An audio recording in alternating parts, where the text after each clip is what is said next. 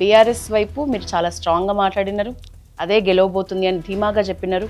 ఇప్పుడు అదే మాట చెప్తారా? ఎగ్జిట్ పోల్స్ ఇప్పుడు కూడా గెలుస్తుందమ్మా, బీఆర్ఎస్ఏ గెలుస్తుంది. కాకుండా మీరు అన్నారు కదా, నిజంగా ఒక్కరు ప్రచార బాధ్యతని కేటీఆర్ మోయలేకపోయినారు. అట్లేం లేదమ్మా, ఎందుకంటే ఆయన ఏది వదిలిపెట్టలేదు. ఒక రోజు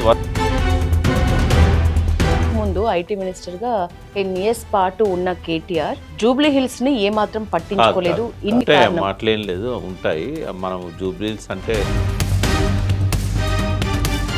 కాంగ్రెస్ కార్యకర్తలను ఎక్కడెక్కడి నుంచి ఆయన డాటా తెప్పించేసి వాళ్ళు వచ్చి ఓటేయరు, వాళ్ళ బదులు వేరే వాళ్ళు వచ్చి ఓటేస్తారు. కొన్ని పేర్లు పంపండి అంటే వాళ్ళు పేర్లు పంపారు. ఆ బూతులన్నీ రిగ్గింగ్ చేశారు.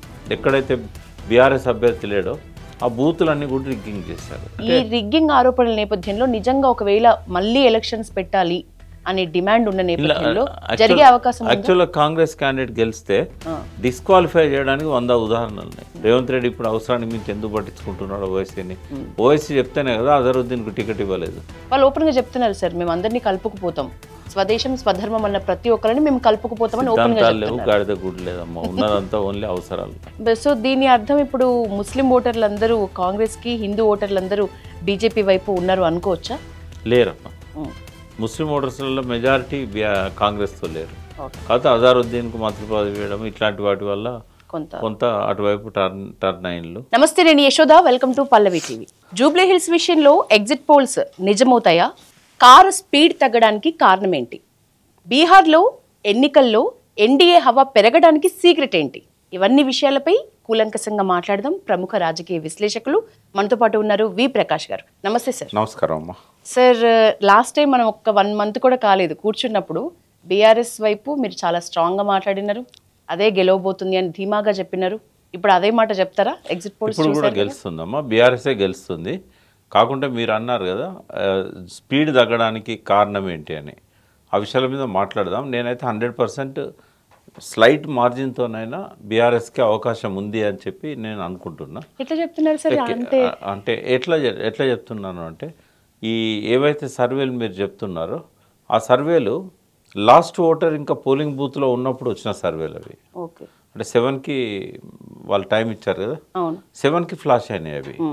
అది ఆ ఛాన్సే లేదు. ఎందుకంటే వాళ్ళు ఒక 100, 120, 400 పైన బూతులు ఉన్నాయి. అట్లీస్ట్ ఒక 100, 150 బూతులలో వాళ్ళు సర్వే చేయాలి.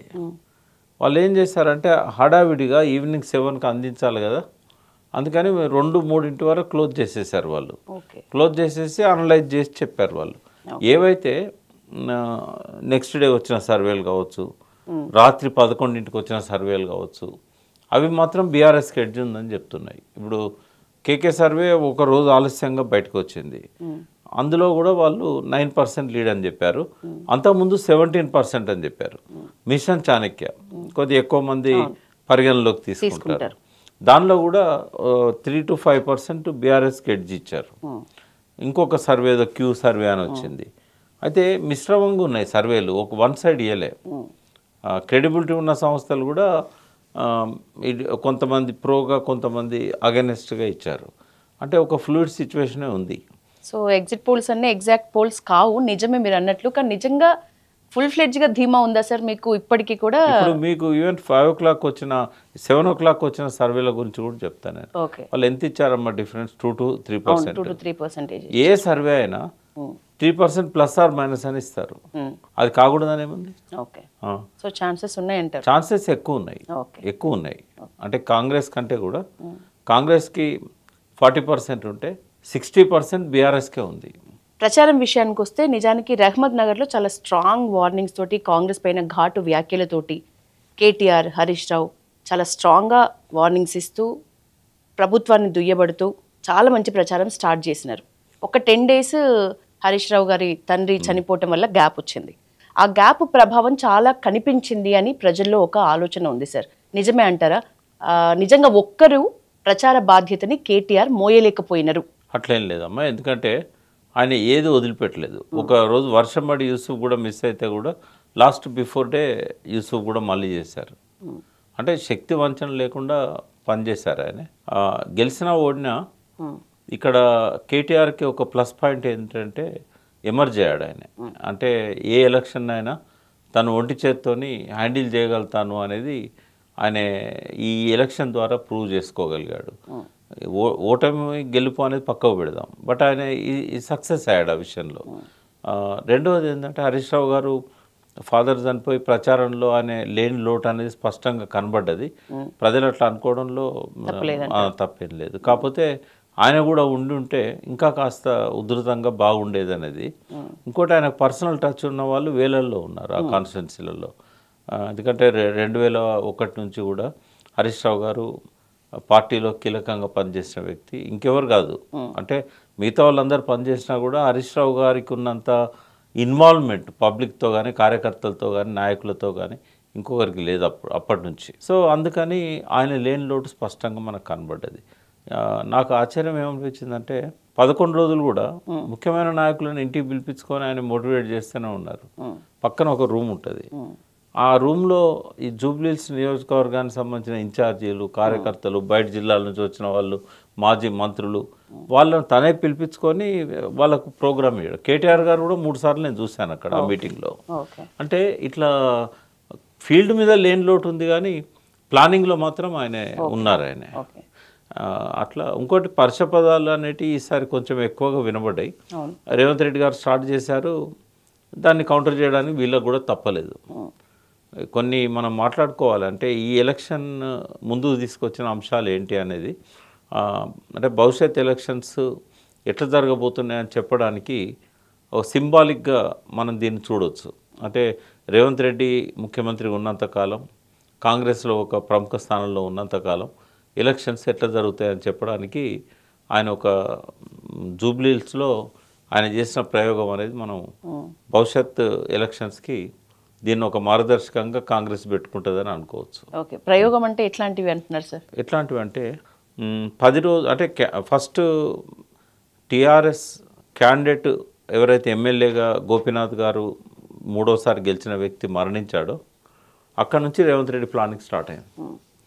అప్పటిదాకా జూబ్లీహిల్స్ నియోజకవర్గాన్ని, సిటీలో ఉన్న ఇతర ఏ నియోజకవర్గాలను పట్టించుకోని వ్యక్తి మొట్టమొదటిసారి జూబ్లీహిల్స్లో ఎలక్షన్ రాబోతున్నది అని క్యాండిడేట్ చనిపోగానే కన్ఫర్మ్ అవుతుంది కదా, 6 monthsలో ఎలక్షన్ వస్తుంది.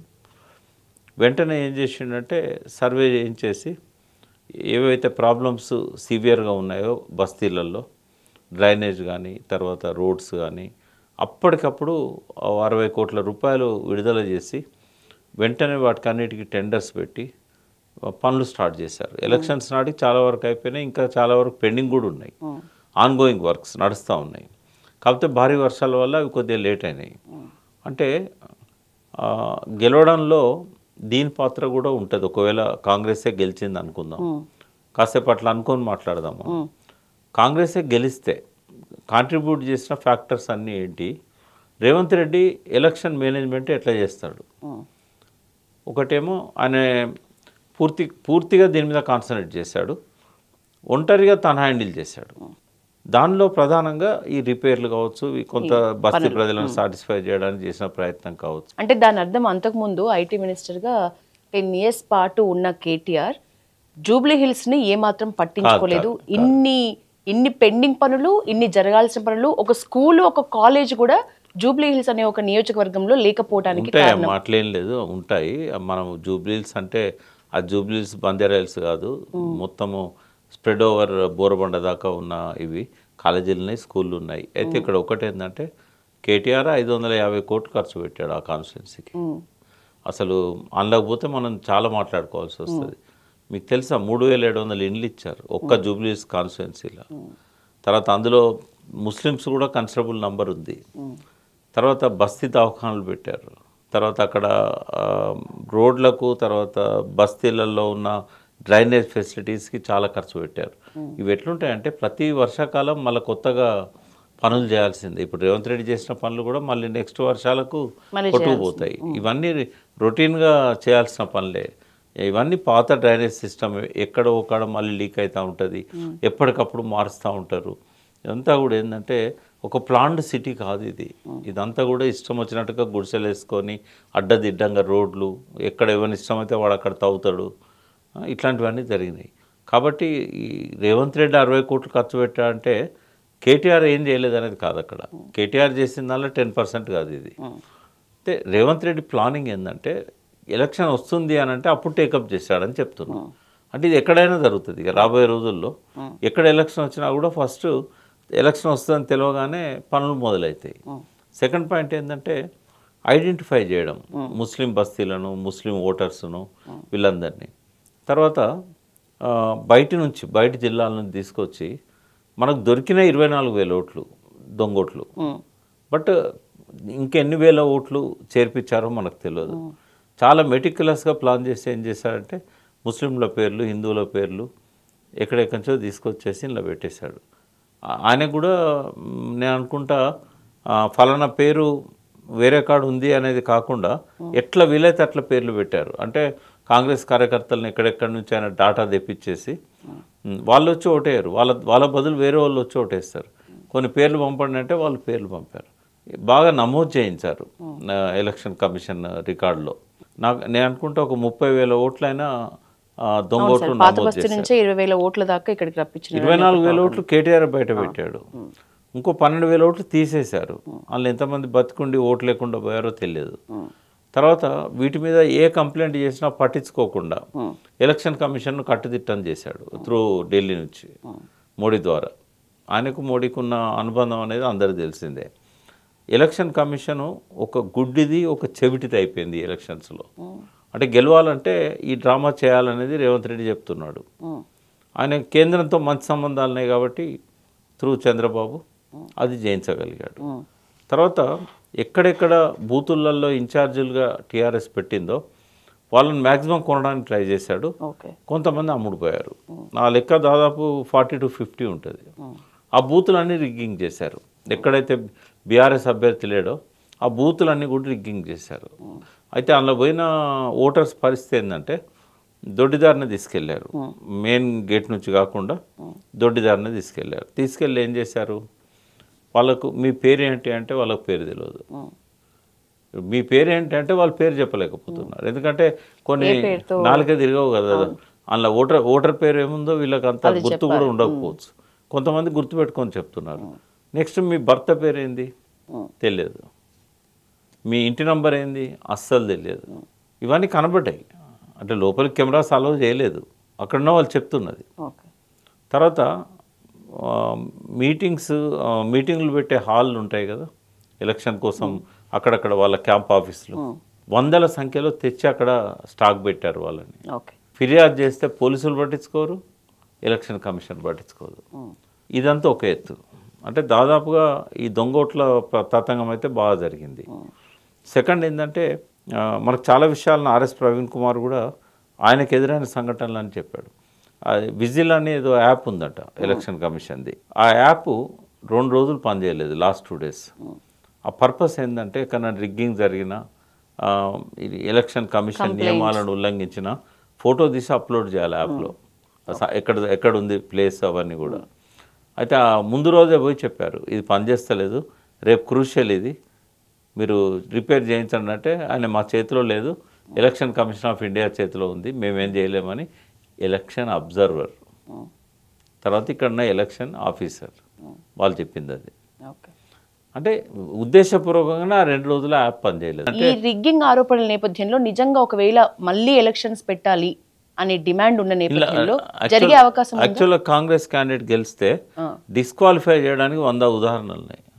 ఫస్ట్ ఎక్కడి స్టార్ట్ అయింది, ఆయనే ఓటర్ స్లిప్స్ పంచడం, అది ఇల్లీగల్, ఆ కోడ్కు విరుద్ధం. అక్కడ నుంచి స్టార్ట్ అయింది. ఇక లాస్ట్ ఎక్కడ ముగుస్తుంది, పోలింగ్ బూతుల దగ్గర బయటి వాళ్ళు మంత్రులు కానీ బట్టి విక్రమార్క లాంటి వాళ్ళు కానీ నియోజకవర్గానికి సంబంధం లేని వాళ్ళు నేరుగా బూతుల దగ్గరికి రావడము, ఆ చుట్టుపక్కల తిరగడము, ఓపెన్ కెమెరాలకు దొరకడము. ఇక్కడి వరకు ఒక మస్జిద్ దగ్గర మీటింగ్ పెట్టిండనే 60 ఏళ్ళ చెన్నారెడ్డి గారి ఎన్నికను కోర్టు రద్దు చేసింది. 6 సంవత్సరాల దాకా మళ్ళీ ఎన్నికల్లో పోటీ చేయొద్దని ఆయన మీద బహిష్కరణ వేటు వేసి, ఆ రోజులకు ఈ రోజులకు చాలా తేడా ఉంటుంది. న్యాయస్థానాలు ఏం చేస్తాయో చూడాలి. ఒకవేళ నవీన్ గెలిస్తే మాత్రం ఖచ్చితంగా ఎలక్షన్ పిటిషన్స్ ఫైల్ అవుతాయి ఈ ఆధారాలన్నిటితో. కేటీఆర్ గారు ఇచ్చిన కంప్లైంట్స్ కూడా విచారణ చేయలేదు, బీఆర్ఎస్ నాయకులు ఇచ్చిన దేని మీద కూడా విచారణ చేయలేదు, ఈవెన్ బీజేపీ వాళ్ళు ఇచ్చినవి కూడా విచారణ చేయలేదు. ఇంకోటి ఎలక్షన్ నడుస్తున్న టైంలో Jubilee Hills voter, Jubilee Hills last time candidate, Jubilee Hills నియోజకవర్గంలో ఉన్న కాంగ్రెస్ అగ్రనేత, ఆయనకి ఎట్లా మంత్రి పదవి ఇస్తారమ్మా? గవర్నర్ అయినా అది ఎన్నికలను ఇన్ఫ్లుయెన్స్ చేసే చర్య ఇది. ఎన్నికలు అయ్యేదాకా కోడ్ అయిపోయేదాకా దీన్ని పెండింగ్ పెడుతున్నా అని చెప్పొచ్చు కదా. అంటే ఇక్కడ బీజేపీకి కాంగ్రెస్కి ఉన్న అనుబంధం ఎంత బలమైందంటే గవర్నర్ కూడా నియమాలను ఉల్లంఘించి, ఇప్పుడు కోడ్ అనేది ఎందుకు పెడతారు అంటే ఇన్ఫ్లుయెన్స్, ఓటర్లను ఎన్నికల సమయంలో ఇన్ఫ్లుయెన్స్ చేయకుండా ఉండడానికి కొన్ని నియమాలు పెడతారు. మరి అజారుద్దీన్కు మంత్రి పదవి ఇవ్వడం అనేది ముస్లిమ్స్ని ఇన్ఫ్లుయెన్స్ చేయడానికే కదా. ముస్లిమ్స్ అంటే ఇప్పుడు మీరు అన్నట్లు ఎంఐఎం, ముస్లిమ్స్ వీళ్ళు ఎప్పుడైనా సరే అధికార పార్టీ ఏది ఉంటే అక్కడ పంచన చేరే పార్టీ లాగానే చూస్తారు. ముస్లిం ఓటర్లు ఎవరైనా అధికారంలో ఉన్న పార్టీకి దగ్గరలో ఉంటారు. ముఖ్యంగా ముస్లిం పెద్దలు ఇద్దరు కూడా అధికార పార్టీకి దగ్గరలో ఉంటారు. అది మనం జగమెరిగిన సత్యం లాగా. అందులో నేర్చుకోవాల్సింది ఒకటి ఉంది. ఓన్లీ మౌల్వీలు, తర్వాత మజ్లిస్ అగ్రనేతలు చెప్పిన క్యాండిడేట్కు ఓటేసే వాళ్ళ సంఖ్య ఇప్పుడు క్రమక్రమంగా 80 నుంచి 60కి, 60 నుంచి 40కి పడిపోయింది. ఎందుకంటే యంగ్ ఓటర్స్ ఇప్పుడు ఎక్కువైతున్నారు. వీళ్ళకి అవేం పట్టవు. తర్వాత ఇప్పుడు ముస్లింలో ఉన్న ఇంటెలెక్చువల్స్, ఎడ్యుకేటెడ్స్ ఏం ప్రశ్నిస్తున్నారంటే ఈ 70-80 ఏళ్ళ ఆంధ్రప్రదేశ్ తెలంగాణ చరిత్రలో ఏ ముస్లింలు బాగుపడ్డారో ఓవైసీ కుటుంబం తప్ప అనేది ప్రముఖంగా వినిపిస్తూ ఉన్నది. ఇప్పటికీ పాత బస్తీలో నిజాం పీరియడ్లో కొంత సౌఖ్యాలను అనుభవించిన ముస్లిమ్స్ ఆ పాలన అంతమైన తర్వాత 50s, 60sలో వాళ్ళ అధోగతి మొదలైంది.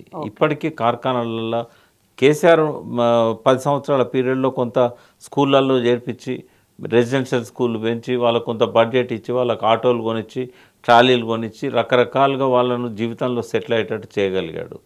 అంతకంటే మించి ఆయన చేయడానికి కూడా వీళ్ళు పర్మిట్ చేయరు. ఇప్పుడు కానీ అక్కడే ఒక మాట కూడా వచ్చింది సార్, ఎక్కువగా ఓన్ చేసుకున్నారు, ఎక్కువగా పట్టించుకున్నారు. అవసరానికి మించి ఎందుకు పట్టించుకుంటారు? రేవంత్ రెడ్డి ఇప్పుడు అవసరానికి మించి ఎందుకు పట్టించుకుంటున్నాడు ఓవైసీని? ఓవైసీ చెప్తేనే కదా అజరుద్దీన్కి టికెట్ ఇవ్వలేదు. నవీన్కి ఎందుకు వస్తుంది టికెట్? అజరుద్దీన్కి వస్తుంది. పోయినసారి జస్ట్ 15,000తో ఓడిపోయాడు. మరి అజరుద్దీన్కు టికెట్ ఇవ్వద్దని చెప్పింది ఎవరు? ఇప్పుడు మంత్రి పదవి కూడా తప్పనిసరి పరిస్థితుల్లో గెలిపించుకోవడానికి ఇచ్చాడు. ఇంకోటి తెలుసా మీకు, ఇది 6 నెలల మంత్రి పదవి, కొనసాగడానికి ఏ రకంగా అవకాశం లేదు. ఇదే విషయాన్ని ఓవైసీకి చెప్పి 6 నెలల కోసం మమ్మల్ని వదిలేయి, ఎందుకంటే ఆయన ఏంటంటే ఆల్రెడీ సెలబ్రిటీ, ఇంటర్నేషనల్ సెలబ్రిటీ. ఆయన రాజకీయాలలో కూడా సెలబ్రిటీ అయితే ఓవైసీ నడవదు. ఇక ఫిరోజును గెలవనీయలేదు కదా. ఆయన వాస్తవం గెలిచిండు, ఆయనే ఒత్తిడి తెచ్చి ఆయన గెలవకుండా ఆపారు. ఆ రోజు 300 ఓటుతో 3,000 ఓటుతోనూ పోయిండని చెప్పేసి. అంటే ఓవైసీ అనే వాళ్ళు మోనార్క్, ఇంకో ముస్లిం ఎదగడానికి వాళ్ళు ఒప్పుకోరు. మరి వీళ్ళెందుకు వాళ్ళను తప్పనిసరిగా కన్సిడర్ చేయాల్సి వస్తుందంటే తెలంగాణలో 30-40 నియోజకవర్గాల్లో ముస్లిమ్స్ ఉన్నారు, కొంత కన్సిడరబుల్ నంబర్. ఇప్పుడు వచ్చే యంగ్ జనరేషన్ వీళ్ళ కంట్రోల్లో లేకపోయినా పాత తరం అంతా కూడా వాళ్ళ కంట్రోల్లో ఉంది. కొంత మాకు ప్రతినిధి అన్నట్టుగా చూస్తారు. ఇప్పుడు రాబోయే రోజుల్లో అయితే ఏ ప్రభుత్వాలు కూడా మజ్లిస్ను పట్టించుకోవు. ఇంకోటి వాళ్ళు ఎంత డ్యూయల్ గేమ్ ఆడతారంటే బీహార్ ఎన్నికలలో వాళ్ళు ఎందుకు పెట్టారు క్యాండిడేట్స్ను? ఇప్పుడు తెలంగాణలో 40 స్థానాలలో డిపాజిట్ తెచ్చుకోగలిగిన స్థానంలో మజ్లిస్ ఉంది. ఎందుకు పోటీ చేయరు? 7 స్థానాల కంటే మించి ఒక్క స్థానానికి కూడా ఎందుకు చేయరు? అంటే వాళ్ళ అవసరాల కోసం అధికార పార్టీతో లాలూచి పడడానికి వాళ్ళ అవసరం. సేమ్ టైం నీకు ఇక్కడనే పట్టదు, బీహార్ ముస్లింల గురించి నీకు పడుతుందా? ఎవరి కోసం? పోనీ నువ్వు నిజంగానే బీహార్ ముస్లింలను నీదికు తెచ్చుకోవాలనుకున్నప్పుడు దేశంలో ఉన్న ముస్లింలు అందరికీ నువ్వు ప్రతినిధిగా ఉండాలి కదా. మరి ఎందుకు పోటీ చేయవు? ఉత్తరప్రదేశ్, బీహార్ని ఎందుకు పెడుతున్నావు? అంటే ఎవరు స్ట్రేట్గా చెప్పండి, నిజానికి ముస్లింలని అవసరానికి మించి హక్కున చేర్చుకున్న పేరు రేవంత్కి ఎక్కువ ఉందా, కేసీఆర్కి ఎక్కువ ఉందా? నిజం చెప్పండి. బ్రహ్మానంద రెడ్డి దగ్గర నుంచి ఉంది. ఎక్కువలు తక్కువలు ఉండవు. ఇలా ఎవరైనా కూడా వాళ్ళని దగ్గర తీయాల్సిందే. రాజకీయాల్లో అవసరాలే ఉంటాయి.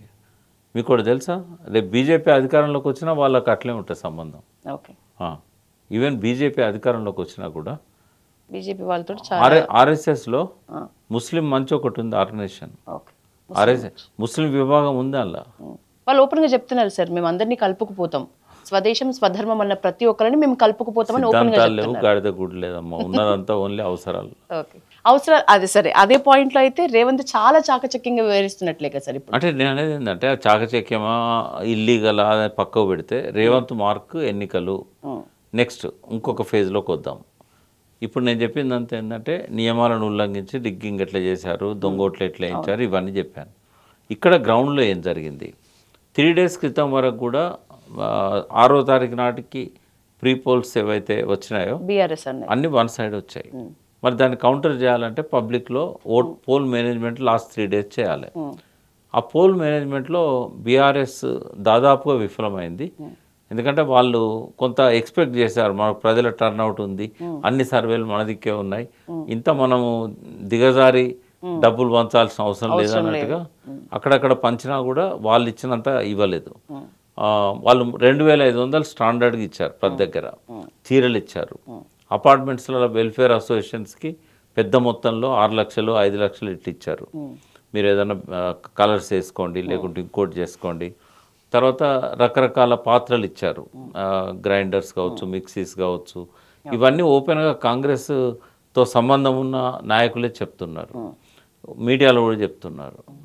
అంటే బోరబండ, ఎల్లారెడ్డి కూడా ఇట్లాంటి బస్తీలు ఏవైతే ఉన్నాయో, యూసుఫ్గూడ, రహమత్ నగర్ బస్తీలు ఎక్కువ ఉన్నాయి. ఈ బస్తీలల్లో పేదవాళ్ళు ఉంటారు. వాళ్ళకి ఏంటంటే ఇచ్చినాక వాళ్ళు వద్దన్నారు, తీసుకుంటారు. తీసుకున్నాక ఇంకా సెంటిమెంట్ ఉంటుంది కొంత, మనకు డబ్బులు ఇచ్చారు కదా. కొందరు ఓపెన్గా చెప్పారు మీడియా ముందు, ఎవరు ఎక్కువ ఇస్తే వాళ్ళకి ఇస్తాం. ఈ రాజకీయ చైతన్యం అనేది వాళ్ళకి లేదు. కాబట్టి ఇది బాగా మ్యానిపులేట్ చేశారు. అయితే అంతకుముందు ఉన్న పరిస్థితి ఏంటంటే 10 to 15% యావరేజ్గా ఓ 12% 13% టీఆర్ఎస్కి ఎడ్జ్ ఉండే. ఈ రిగ్గింగ్ కానీ, దొంగ ఓట్లు, తర్వాత ఇంపర్సనేషన్, వేరే వాళ్ళు పోయి వాళ్ళు ఓట్లు వేయడం కానీ, వాటితో పాటుగా ఈ తాయిలాలు ఇవ్వడం కానీ, ఇవన్నీ కలిపినా కూడా నా దృష్టిలో ఒక 7 to 8% ఇన్ఫ్లుయెన్స్ చేయగలుగుతాయి. బట్ ఆ రిమైనింగ్ 2 to 3% ఏదైతే ఉన్నదో అది వరకు వస్తున్న ఎడ్జ్ డెఫినెట్గా బీఆర్ఎస్కి అనుకూలంగా వస్తుందని నేను అనుకుంటున్నాను. సో చూడాలి సార్. ఇప్పుడు మీరు ఎన్నికల్లో ఇవన్నీ కామన్, డబ్బులు అన్నీ చేస్తుంది, మనీ కామన్, కానీ ఇప్పుడున్నంత విచ్చలవిడిగా ఎప్పుడు జరగలేదు. హుజరాబాద్ ఎన్నికల టైంలో బీఆర్ఎస్ ఇంతకంటే ఎక్కువ చేసింది, అది ఓకే, మీరు ఒప్పుకున్నారు, దానికి థ్యాంక్స్ సార్. నేను ఎందుకు ఒప్పుకోను. ఇప్పుడు ఒక ఎన్నికలలో డబ్బు అనేది 99లో చంద్రబాబు ఇంట్రడ్యూస్ చేశాడు. వాళ్ళ అవసరాలు దృష్టిలో పెట్టుకొని, ఎంత ప్రతిష్టాత్మకమైన స్థానం అనే దృష్టిలో పెట్టుకొని దాన్ని బట్టి ఖర్చు పెడతా ఉంటారు. అప్పటి పరిస్థితి వేరు. రాజేందర్ది అది చాలా జిద్దుగా తీసుకున్నారు కేసీఆర్ గారు. అంటే మనం ఎక్స్పెక్ట్ చేసినట్టు ఉండవు విషయాలు. బట్ గెలుపు ఓటములు అనేది ఏమైనా చేసి గెలవాలనేది ఒక పట్టుదల అయితే ఉంటుంది. సరే, ఇలా ప్రజలందరూ కూడా ప్రభుత్వం మీద వ్యతిరేకంగా ఉన్నారనేది ఎన్నోసార్లు జూబ్లీహిల్స్ ఓటర్ల యొక్క నాడీని పరీక్షించిన అన్ని ఛానల్స్ కూడా మనకు చూపెట్టినాయి. అయినా కూడా డబ్బులు తీసుకొని వాళ్ళు మారుతారా, అంత వ్యతిరేకత ఉన్నోళ్ళు డబ్బుకు అమ్ముడుపోతారా అనేది చూడాల్సిన అవసరం ఉంది. మనం ఇప్పుడే నిర్ధారణకు రావాల్సిన అవసరం లేదు. ఎలక్షన్లల్లో ఒకవేళ ఎవరు డబ్బు ఇవ్వట్లేదు, ఏది పంచట్లేదని ఏ నాయకుడైనా చెప్పినట్టయితే అది 100% తప్పు. గొంగట్లో అన్నం తినుకుంటా మనం వెంట్రుకలు ఏరుకున్నట్టే ఉంటుంది. కాబట్టి ఇవన్నీ సహజం. ఇది బండి సంజయ్ ప్రచారం గురించి ఏం చెప్తారు సార్? అంటే లాస్ట్ మినిట్లో అయినా చాలా మంచి ప్రచారం జరిగింది బీజేపీ నుంచి. అట్లాగే మినిమం మార్జిన్ వాళ్ళు కూడా ఎక్స్పెక్ట్ చేసిన విధంగానే 5 to 10% మినిమం వాళ్ళకు కూడా ఓట్ పర్సంటేజ్ వస్తుంది అనేది ఎగ్జిట్ పోల్స్ కూడా చెప్తున్నాయి. సో బండి సంజయ్ ప్రచారానికి సంబంధించి ఏం చెప్తారు? ముఖ్యంగా బీజేపీకి సంబంధించి ఇంతకు ముందుతో పోలిస్తే అయితే ఇది వాళ్ళకు ఒక పాజిటివ్ న్యూసే అవుతుంది కదా. అంటే అగ్రెసివ్గా వచ్చాడు ఆయన. ఒకవేళ అంటే ఆయన మాట్లాడిన భాషలో నాకు చాలా అభ్యంతరాలు ఉన్నాయి. ఆయన ఒక మంత్రిగా అట్లా మాట్లాడాల్సింది కాదు. కానీ ఆయన మనిషి లోపల ఒక లీడర్షిప్ లక్షణం, అగ్రెసివ్గా మాట్లాడము, రెచ్చగొట్టడము, పోలరైజేషన్కు ఉపయోగపడే విధంగా విభజన తీసుకురావడము, ఇవన్నీ ఆయన లోపల ఉన్నాయి. ఇప్పుడే కాదు, మొదటి నుంచి ఉన్నాయి. ఆయనను 10-15 రోజుల ముందు నుంచే కనుక తిప్పి ఉంటే డెఫినెట్గా బీజేపీకి 15% ఓట్లు వచ్చేది. మొన్న పార్లమెంటు ఎన్నికలలో ఎట్లయితే వచ్చాయో ఆ రకంగా వచ్చేవి. గెలుపు అనేది చాలా దూరంలో ఉంది. బట్ వాళ్ళ ఓటర్ల మనోభావాలను వాళ్ళ దిక్కు మలుపుకోవడంలో బండి సంజయ్ ఉన్నంత అగ్రెసివ్గా ఆ పార్టీలో ఇంకో లీడర్ లేడు. కాబట్టి ఆయనను ఉపయోగించుకోలేదు ఎందుకో మరి. మిగతా వాళ్ళంతా చాలా మంచి లీడర్సే కానీ మైల్డ్గా మాట్లాడతారు. ఆ రెచ్చగొట్టే ప్రసంగాలు కిషన్ రెడ్డి నుంచి కానీ ఇంకోరి నుంచి కానీ మనం ఎక్స్పెక్ట్ చేయలేం మనం. సో ఆయనను కొంచెం ముందు నుంచి తిప్పినట్టయితే ఇంకా పార్టీ కొంచెం బాగుండేది అది. ఓకే, సో దీని అర్థం ఇప్పుడు ముస్లిం ఓటర్లందరూ కాంగ్రెస్కి, హిందూ ఓటర్లందరూ బీజేపీ వైపు ఉన్నారు అనుకోవచ్చా? లేరమ్మా, ముస్లిం ఓటర్స్లలో మెజారిటీ కాంగ్రెస్తో లేరు. కాకపోతే అజారుద్దీన్కు మంత్రి పదవి వేయడం ఇట్లాంటి వాటి వల్ల కొంత అటువైపు టర్న్ అయిన్లు. బట్ బీఆర్ఎస్ కూడా కన్సిడరబుల్ నంబర్ ముస్లిమ్స్, ఎందుకంటే బస్తీలలో ఉన్న ముస్లిం కుటుంబాలతో గోపీనాథ్కు మంచి సంబంధాలు ఉండే, అట్లా ఆయనకు ఉండేది కూడా ఆయనకు ఫాలోయింగ్ ఉంటుంది. ఇప్పుడు రేపు మనము రిజల్ట్స్ వచ్చేటప్పుడు ముస్లిం బస్తీలు చాలా వరకు మనకు తెలుస్తాయి, అక్కడ ఎటువైపు పడ్డాయి అనేది కూడా మనకు అర్థమవుతుంది ఆ బూతులలో. సార్, ఇందాక అజారుద్దీన్ విషయంలో 6 నెలల మంత్రి మాత్రమే, ఆ తర్వాత ఉండరని మీరు అంటున్నారు. ఇప్పుడు నవీన్ యాదవ్ని కూడా ఒక బీసీ మంత్రిగా చూపించుకోవడానికి, బీసీ కార్డ్ యూజ్ చేసుకోవడానికి కాంగ్రెస్కి ప్లేస్ అవుతుందని ఢిల్లీకి వెళ్ళింది కూడా నవీన్ యాదవ్ని మంత్రి పదవి గురించి కూడా మాట్లాడడానికే ఇప్పుడు ఈ రోజున ఢిల్లీకి సీఎం వెళ్ళినారు అనే ఒక టాక్ నడుస్తోంది. నేను అనుకోవట్లేదు మంత్రి పదవి దాకా పోతాడని అనుకోవట్లేదు. గెలవడంలో మాత్రం బీసీల పాత్ర ఉంది, మనము దాన్ని కూడా చూడాల్సిన అవసరం ఉంది. బీసీ వాదం చాలా బలంగా ఉంది కాబట్టి సరే కాంగ్రెస్ మీద వ్యతిరేకత ఉన్నా కూడా మనోడిని మనం గెలిపించుకోవాలనే దాంతో చాలామంది బీసీ నాయకులు పోయి అక్కడ ప్రచారం చేశారు, శ్రీనివాస్ గౌడ్ లాంటి వాళ్ళు వీళ్ళంతా కూడా. కాబట్టి అది కూడా కొంత ఆయనకు, ఇంకోటి వ్యక్తిగతంగా కూడా క్యాండిడేట్ కాంగ్రెస్ పార్టీకి ప్లస్ అయ్యిండు. వాస్తవంగా నవీన్కు కాంగ్రెస్ పార్టీ మైనస్ ఇక్కడ, ఎందుకంటే హైడ్రా ప్రచారం ఇట్లాంటివన్నీ రేవంత్ రెడ్డి మీద వచ్చిన విమర్శలు, హామీలు అమలు చేయట్లేదు అనేది. బట్ క్యాండిడేట్ వాళ్ళకి ప్లస్, ఎందుకంటే క్యాండిడేట్ ఎందుకంటే 2-3 సార్లు నిలబడ్డాడు కాబట్టి ఆయనకి ఎలక్షన్స్ ఎట్లా చేయాలనేది అర్థమైంది. వాళ్ళ నాన్న కూడా చాలా పవర్ఫుల్ పర్సన్. సో వీళ్ళల్లో ఒక మంచి లక్షణం ఏంటంటే హెల్పింగ్ నేచర్. నాకు మంచి పరిచయం ఆ కుటుంబం, శ్రీశైలం యాదవ్ వీళ్ళంతా. సో వాళ్ళు ఎవరైనా వాళ్ళకి ఇబ్బంది ఉండి వీళ్ళ దగ్గరకు వచ్చినప్పుడు సాయం చేస్తారు. రెండవది ఫోన్లు చేస్తారు పోలీస్ స్టేషన్కి కానీ ఇతర ఏదన్నా హాస్పిటల్స్కి కానీ. అది మొదటి నుంచి ఉంది వాళ్ళకి, నాకు 25 ఇయర్స్ నుంచి తెలుసు. కాబట్టి తర్వాత బస్తీలల్లో ఏమన్నా ఫంక్షన్స్ అయినప్పుడు, చావు కానీ పెళ్ళి కానీ ఏదైనా కూడా, ఏ ఫంక్షన్ అయినా కూడా వదిలిపెట్టకుండా అటెండ్ అవుతారు. వాళ్ళకు సెలబ్రిటీ ఆయనే, వాళ్ళకు బలం, మాకు శ్రీశైలం అని ఉన్నాడు అని.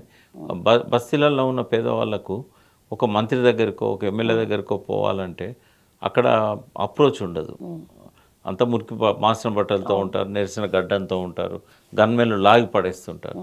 బట్ శ్రీశైలం దగ్గర అది లేదు, ఆయన వాళ్ళు పిలిచినా కూడా పోతాడు. ఆ తర్వాత వాళ్ళ ఇళ్ళల్లో సీమంతం చేయడం, పెళ్ళిళ్ళు చేయడం, ఇది చాలా ప్లస్ అయింది నవీన్కి. సింపతి ఎడ్యుకేటర్స్లో కూడా కొంత వచ్చింది.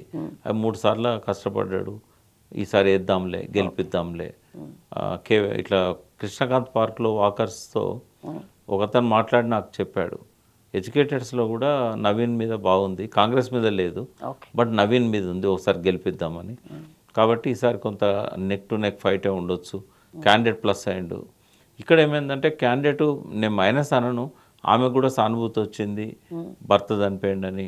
తర్వాత ఇవన్నీ ఉన్నాయి, వాళ్ళకు కూడా సామాజిక వర్గానికి యాదవులకు ఎట్లయితే 18,000 ఓట్లు ఉన్నాయో కమ్మ సామాజిక వర్గానికి కూడా 24,000 ఓట్లు ఉన్నాయి. వాళ్ళ దానిలో కూడా వాళ్ళకు పోలరైజేషన్ వచ్చింది. కానీ ఒక మహిళ కదా, ఈమెకు రాజకీయాలకు కొత్త, ప్రజలకు ఇప్పుడే పరిచయం ఎక్కువ మందికి, వాళ్ళ ఇంటికి పోయే కార్యకర్తలకు తప్ప ఎవరికి కూడా పెద్దగా పరిచయం లేదు. ఈమె రేపు ఏదైనా అవసరం ఉన్నప్పుడు చేస్తుందా, అందుకే మేము ఉన్నామని చెప్పి హరీష్ రావు గారు, కేటీఆర్, విష్ణువర్ధన్ పీజేఆర్ కొడుకు వాళ్ళంతా ఏమన్నారంటే మేమున్నాం అక్కకు తోడుగా, ఏ అవసరం ఉన్నా మాకు చెప్పండి అని చెప్పి అట్లా ఓన్ చేసుకున్నారు. ఆ మేరకు ఏంటంటే నవీన్కి కొంత ప్లస్ పాయింట్ ఉంది. సరే, మీరు చెప్పినట్లుగా ఈ ఎన్నికలు జిహెచ్ఎంసీ ఎన్నికలకు సెమీస్ లాగా, ఒక రెఫరెండం లాగా చూడగలమా సార్? ఈ గెలుపు ఏదైతే ఇప్పుడు అట్లా చూడొద్దమ్మా, దేనికి ఉండేది దానికి ఉంటుంది. కార్పొరేటర్గా పార్టీల కంటే కార్పొరేషన్ ఎలక్షన్స్లో అక్కడ ఉన్న వ్యక్తులకు ఎక్కువ ప్రాధాన్యత ఉంటుంది. 60-40 అనుకోవచ్చు. క్యాండిడేట్ 60% అయితే 40% పార్టీ. కాబట్టి పోయిన ఎన్నికల్లో BJP considerable number of seats వచ్చాయి, ఈసారి అని రావు వాళ్ళకి. తర్వాత పోయినసారి కాంగ్రెస్కి పెద్దగా లేవు, ఈసారి కాంగ్రెస్కి ఎక్కువ వస్తాయి. బీఆర్ఎస్కు కొంత తగ్గొచ్చు, బట్ తన బలాన్ని తను నిలబెట్టుకునే అవకాశం ఉంది. టీఆర్ఎస్ ఒకవేళ మార్పులు చేసుకోవాలనుకుంటే మీరు అన్నట్లు కొంత కార్ స్పీడ్ తగ్గింది అనేది అయితే నిజం. గెలుపు ఓటములు పక్కన పెట్టిన కార్ స్పీడ్ తగ్గడానికి మెయిన్ ప్రాబ్లం ఎక్కడుంది, ఎక్కడ ఏ మూల నుంచి మనం బీఆర్ఎస్ నుంచి ఇంకా ఎక్స్పెక్ట్ చేయాల్సింది, ఇంకా ముందు ముందు ఎన్నికలు మెయిన్ ఎలక్షన్స్ వరకైనా సరే లేవాలి అని అంటే పార్టీ ఎక్కడ సార్ మార్పు జరగాలి? జూబ్లీస్ వరకు ఏంటంటే, ఒకటి గోపీనాథ్ 3 సార్లు ఎన్నికల్లో గెలవడం అనేది జనరల్గా ఆయన చనిపోయిన తర్వాత బలమైన నాయకత్వం అనేది మళ్ళీ సెకండరీ నాయకత్వం అనేది కాన్స్టిట్యున్సీలో మనకు కనబడలేదు.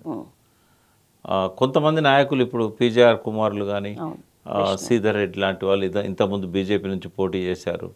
వీళ్ళంతా కలిసి కష్టపడి తిరిగినా కూడా స్థానికంగా బస్తీలల్లో ఉన్న నాయకత్వానికి గోపీనాథ్కు ఉన్న అనుబంధము వీళ్ళకు ఉండే అవకాశం లేదు. ఆ గ్యాప్ వస్తుంది. అలా కొంతమంది పార్టీ కూడా మారి ఉంటారు.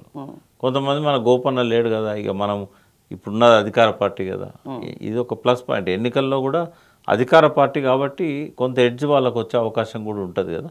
కార్యకర్తలు కూడా అధికార పార్టీ ఇది ఏమన్నా చేసుకోవచ్చు, మనం పనులు కాంట్రాక్ట్స్ ఏమన్నా చేసుకోవచ్చు, ఇట్లాంటి బీఆర్ఎస్ కార్యకర్తల్లో కూడా కొంత ఆశ ఉండొచ్చు. ఉంటే ఉద్యమకాలం నాటి నుంచి కూడా జూబ్లీస్లో బీఆర్ఎస్ బలంగా ఉండే ఉద్యమకారులు చాలామంది ముస్లిమ్స్లలో కూడా స్టేట్ లెవెల్ లీడర్స్ ఎదిగారు జూబ్లీస్ నుంచి.